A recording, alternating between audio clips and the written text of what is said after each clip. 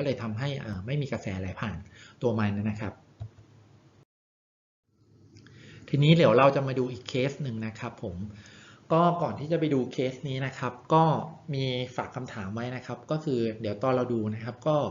อยากจะให้ลองดูสังเกตดูนะครับว่าคนที่เขาโดนไฟดูดเนี่ยนะครับเขามีไปทำงานอะไรเกี่ยวกับอุปกรณ์ไฟฟ้าหรือเปล่านะครับผมแล้วก็ลองดูว่าเอ๊ะคนที่เขาโดนไฟดูดเนี่ยนะครับทำไมเขาถึงโดนนะครับและสุดท้ายนะครับก็คือว่าเราจะมีวิธีป้องกันได้ยังไงนะครับที่ไม่ให้เราโดนไฟดูดนะครับเราลองมาดูกันนะครับ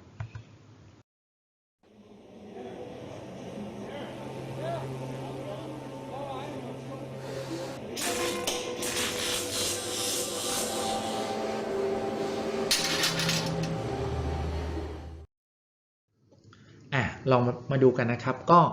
ดูคลิปกันแล้วนะครับเรามาดูคำถามนะครับว่าเขาเนี่ยทำงานเกี่ยวกับอุปกรณ์ไฟฟ้าหรือเปล่านะครับคำตอบข้อนี้ก็คือเขาไม่ได้ทำงานเกี่ยวกับอุปกรณ์ไฟฟ้านะครับจะเห็นว่างานที่เขาทำนะครับก็คือเขาแค่ขนท่อนะครับที่เป็นโลหะนะครับทีนี้ทำไมเขาถึงโดนไฟดูดนะครับผมก็ถ้าเราสังเกตนะครับก็จะเห็นว่าตอนที่เขาขนท่อมานะครับเขาก็โดนเพื่อนเขาชวนคุยนะครับระหว่างทางนะครับซึ่งโชคไม่ดีที่ว่าไอตัวตู้ไฟฟ้าเนี่ยนะครับมันเปิดอยู่นะครับจังหวะที่เขาหันมานะครับเพื่อที่จะคุยกับเพื่อนเนี่ยครับก็เลยทำให้เขาโดนไฟดูดนะครับแล้วก็ข้อสุดท้ายนะครับคิดว่าเราจะป้องกันได้ยังไงบ้างนะครับผมก็คือว่า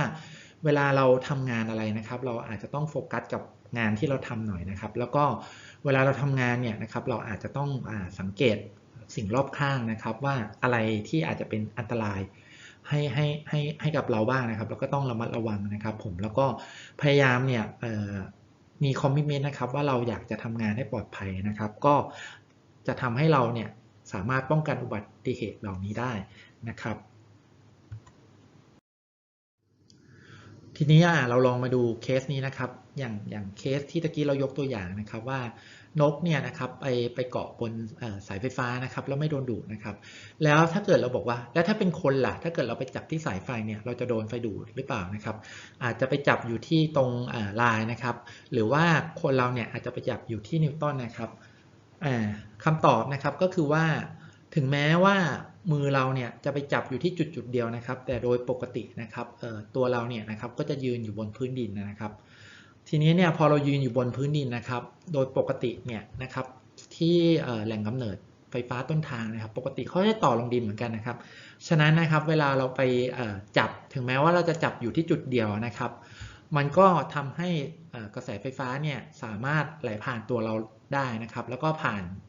มือเรานะครับแล้วก็ไปครบวงจรที่ขาเรานะครับแล้วก็วิ่งกลับลงสู่ดินนะครับแล้วก็วิ่งกลับมาที่ต้นทางนะครับก็จะทำให้กระแสไฟฟ้าเนี่ยไหลครบวงจรนะครับหรืออย่างเคสที่ไปจับสายนิวตันนะครับก็สามารถโดนดูดได้เหมือนกันนะครับเพราะว่าโดยปกติเนี่ยนะครับกระแสที่ไหลผ่านสายนิวตันนี่นะครับมันก็จะทำให้ไอตัวสายนิวตันเนี่ยมีแรงดันตกข้อมมันอยู่บ้างนะครับไม่มากก็น้อยนะครับพอเราเอามือไปจับโดนนะครับก็สามารถทำให้เราโดนไฟดูดได้เช่นเดียวกันนะครับผมทีนี้นะครับก็อาจจะมีคำถามนะครับว่าแล้วอย่างนี้เนี่ยนะครับเราต่อลงดินเนี่ยเป็นอันตรายเนี่ยนะครับถามว่าแล้วทำไมเราถึงต้องไปต่อลงดินนะครับผมก็คือจริงๆแล้วนะครับถึงแม้ว่าเราจะไม่ต่อลงดินนะครับแล้วก็เราบอกว่าเราอาจจะไปสัมผัสโดนนะครับอุปกรณ์นะครับมาพอต้นทางเนี่ยเราไม่ต่อลงดินนะครับมันก็ไม่ครบวงจรนะครับก็อาจจะไม่โดนดูดนะครับแต่โดยปกตินะครับอุปกรณ์ไฟฟ้าส่วนใหญ่เนี่ยนะครับมักจะเกิดเขาเรียกว่ากราวฟอลนะครับหรือว่าต่อลงดินโดยที่แบบไม่ตั้งใจเพราะว่าเวลาเราใช้อุปกรณ์ไปนานๆนะครับมันก็อาจจะเสื่อมสภาพได้นะครับถึงแม้ว่าจุดแรกเนี่ยนะครับตอนแรกเราบอกว่าเราไม่ต่อลงดินนะครับแต่ว่ามันอาจจะมีจุดอื่นๆในวงจรนะครับที่อาจจะไปต่อลงดินนะครับโดยที่เราไม่ได้ตั้งใจนะครับเพราะฉะนั้นเนี่ยถึงแม้ต้นทางไม่ต่อลงดินนะครับแต่มันมีจุดอื่นในวงจรนะครับที่ต่อลงดินเนี่ยพอเราเอามือไปสัมผัสโดนนะครับก็สามารถทำให้เราโดนไฟดูดได้เหมือนกันนะครับผมทีนี้นะครับอีกอย่างหนึ่งนะครับที่ผมบอกไปว่าสิ่งที่เราสามารถป้องกันได้นะครับว่า ไม่ให้เราโดนไฟดูดนะครับก็คือใส่รองเท้าที่มันเป็นฉนวนนะครับแล้วเราก็จะได้ลดความเสี่ยงนะครับจากการที่โดนไฟดูดนะครับทีนี้เนี่ยบางครั้งเนี่ยเราก็พบว่าถึงแม้ว่าเราใส่รองเท้าที่มันเป็นฉนวนเนี่ยนะครับเราก็ยังโดนไฟดูดนะครับถามว่าแล้วทำไมเราถึงโดนไฟดูดนะครับเพราะว่าคำตอบก็คือเนี่ยนะครับบางครั้งเนี่ยไออุปกรณ์ที่เราบอกว่าใส่แล้วมันเป็นฉนวนเนี่ยนะครับแต่จริงๆแล้วเนี่ยนะครับพอเราใช้ไปนานๆเนี่ยนะครับไอค่าความเป็นฉนวนของไอรองเท้านะครับหรืออุปกรณ์ที่เราสวมใส่เนี่ยครับมันก็อาจจะไม่ได้เป็นฉนวนอย่างดีแล้วนะครับเพราะว่าบางทีเนี่ยเราอาจจะไม่ได้ทำการดูแลรักษามันอย่างดีนะครับรวมถึงบางทีเนี่ยนะครับรองเท้าที่เราใส่เนี่ยนะครับมันก็อาจจะไปดูดซับความชื้นมานะครับมีสิ่งสกปรกติดกับรองเท้านะครับมันก็เลยอาจจะทำให้รองเท้าตัวนั้นเนี่ยนะครับแทนที่มันจะเป็นฉนวนเนี่ยมันก็อาจจะกลายสภาพมาเป็นตัวนำไฟฟ้าได้เหมือนกันนะครับเพราะฉะนั้นเนี่ยนะครับเวลาเราไปทำงานเนี่ยนะครับเพื่อที่จะให้มั่นใจว่าอุปกรณ์ที่เราสวมใส่เนี่ยนะครับยังมีค่าความเป็นฉนวนที่ดีนะครับอุปกรณ์ต่างๆเหล่านี้นะครับก็ต้องมีการตรวจสอบตรวจเช็คอย่างสม่ำเสมอนะครับเพื่อที่เวลาเราสวมใส่เนี่ยไปทำงานนะครับจะได้ทำงานได้อย่างปลอดภัยนะครับผม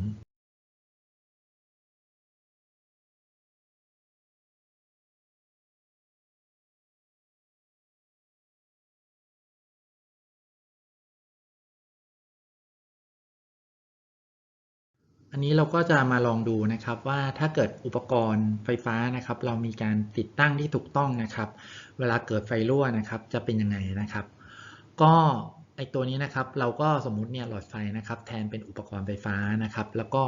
มันมีโครงของมันนะครับผมที่เป็นโครงโลหะนะครับซึ่งตัวโครงนะครับก็จะมีการต่อลงดินนะครับทีนี้เนี่ยจังหวะที่อุปกรณ์ไฟฟ้า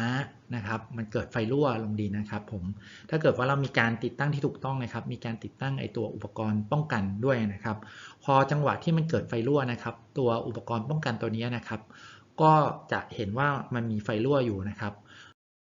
มันก็จะทำการทิปตัวมันเองออกนะครับก็คือทำการเปิดวงจรนะครับก็จะทำให้ไม่มีไฟไหลผ่านตัวอุปกรณ์นะครับแล้วก็เปิดวงจรออกมานะครับ ทีนี้นะครับจังหวะที่มีคนมาจับนะครับหรือสัมผัสโดนนะครับเนื่องจากอย่างที่เราบอกครับว่าพอมันเกิดไฟรั่วเนี่ยนะครับไอตัวอุปกรณ์ป้องกันเนี่ยนะครับมันทำการคลิปตัวเองหรือเปิดตัวเองออกมาแล้วนะครับมันก็เลยไม่มีไฟอยู่ที่โครงนะครับพอคนมาจับนะครับก็ทำให้คนเกิดความปลอดภัยนะครับไม่โดนไฟดูดนะครับ อันนี้ก็จะเป็นอีกเคสหนึ่งนะครับที่อยากให้ลองดูนะครับก็ก่อนที่จะดูเคสนะครับก็มีคำถาม2คำถามนะครับก็คือว่าลองสังเกตดูนะครับว่าเกิดอะไรขึ้นกับคนเหล่านี้นะครับแล้วก็เขาทำงานอะไรอยู่นะครับแล้วก็คิดว่าเราจะสามารถป้องกันนะครับไอเหตุที่เกิดขึ้นอย่างนี้ได้ยังไงนะครับ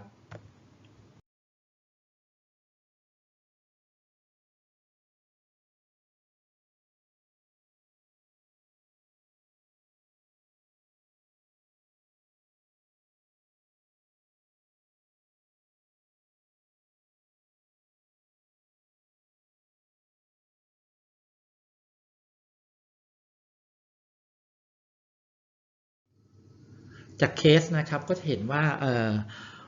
คนเหล่านี้นะครับสิ่งที่เขาทำนะครับก็คือเขาแค่ทำการเข็นนั่งร้านนะครับแต่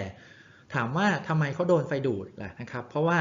ไอ้บริเวณที่เขาเข็นนะครับมันอยู่ใกล้บริเวณที่มันเป็นสายไฟแรงสูงนะครับพอเขาเข็นผ่านบริเวณดังกล่าวเนี่ยนะครับเขาไม่ได้เอาแวร์ว่าข้างบนเนี่ยมันมีสายไฟฟ้าแรงสูงนะครับ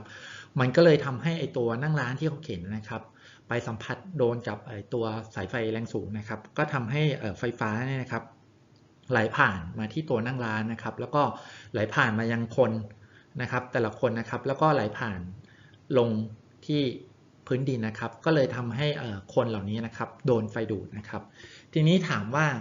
แล้วเราจะป้องกันได้ยังไงนะครับก็วิธีที่เราจะป้องกันได้นะครับก็คือว่าก่อนที่เราจะทำงานเนี่ยนะครับเราก็ต้องดูก่อนว่าบริเวณที่เราไปทำงานนะครับอย่างที่ผมบอกว่าถ้าเราไปทำงานใกล้กับบริเวณนะครับที่มีอุปกรณ์ไฟฟ้านะครับเราก็ต้องมี awareness เพิ่มเติมเป็นพิเศษนะครับยกตัวอย่างเคสนี้นะครับว่าถ้าเกิดว่าเขามี awareness ว่าบริเวณที่เราจะเข็นไอตัวนั่งร้านไปเนี่ยนะครับมันอยู่ใกล้บริเวณที่มันเป็นสายส่งแรงสูงนะครับสิ่งที่เขาทำได้เนี่ยนะครับเขาอาจจะตอนเข็นเนี่ยนะครับเขาอาจจะเข็นให้มันห่างๆจาก สายไฟแรงสูงตัวนี้นะครับก็คือเข็นให้ห่างๆหรืออีกวิธีหนึ่งนะครับเขาก็อาจจะพิจารณาว่าถ้าเข็นไปแล้วเนี่ยมันก็ยังมีความเสี่ยงที่จะไปแตะโดนนะครับเขาก็อาจจะทำการรื้อนั่งร้านตัวนี้ออกก่อนนะครับแล้วก็เอาไปทำการประกอบในบริเวณที่เขาจะใช้งานอีกทีหนึ่งนะครับก็จะทำให้เขาเนี่ยนะครับไม่มีความเสี่ยงจากการโดนไฟดูดนะครับทีนี้ถามว่าไอการโดนไฟดูดเนี่ยนะครับความรุนแรงเนี่ยนะครับมันขึ้นอยู่กับอะไรบ้างนะครับผม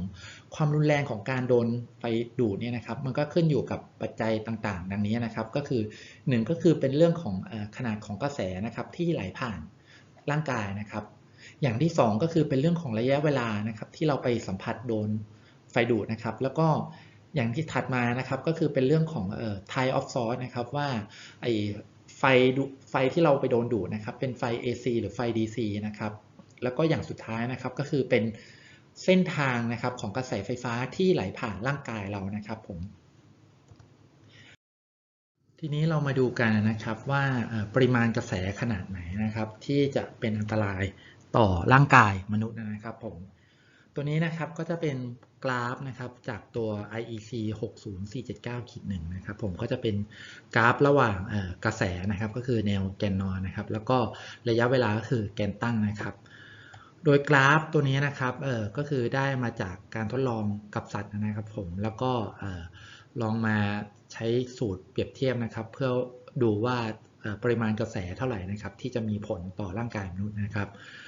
ก็ตัวเส้นแรกนะครับก็คือที่ 0.5 มิลลิแอมป์นะครับผมที่กระแสขนาดเท่ากับ 0.5 มิลลิแอมป์นะครับก็คือว่าจะเป็นขนาดกระแสที่คนเราจะเริ่มรู้สึกได้นะครับว่าเราโดนไฟดูดนะครับแล้วก็ถัดมานะครับก็คือเส้นกราฟตัว B นะครับก็คือเส้นนี้นะครับที่เอียงๆเนี่ยนะครับก็คือเริ่มที่5มิลลิแอมป์นะครับก็คือว่าจะเป็นค่าปริมาณกระแสนะครับที่เรายังสามารถสะบัดมือหลุดได้นะครับก็คือ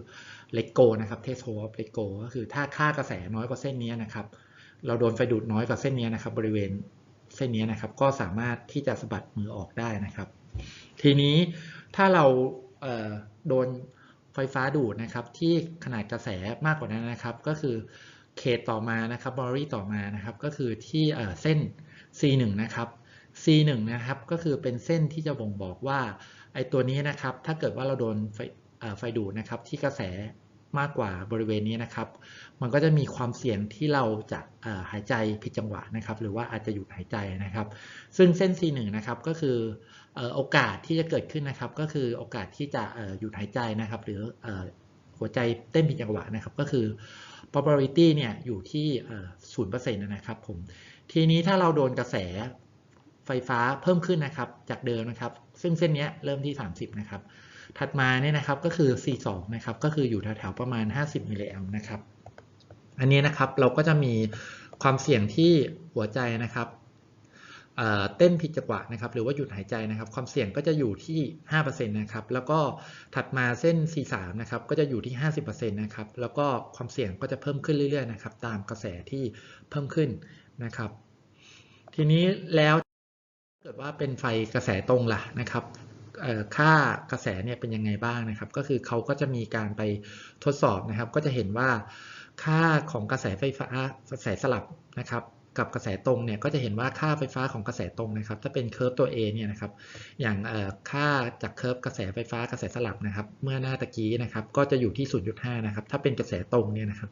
ก็จะขึ้นมาเป็นที่2มิลลิแอมป์นะครับผมแล้วก็จากเคอร์ฟตัว B นะครับหน้าตะเกียอยู่ที่ประมาณ5มิลลิแอมป์นะครับหน้านี้ก็อยู่ประมาณ 20-30 มิลลิแอมป์นะครับก็จะเห็นว่า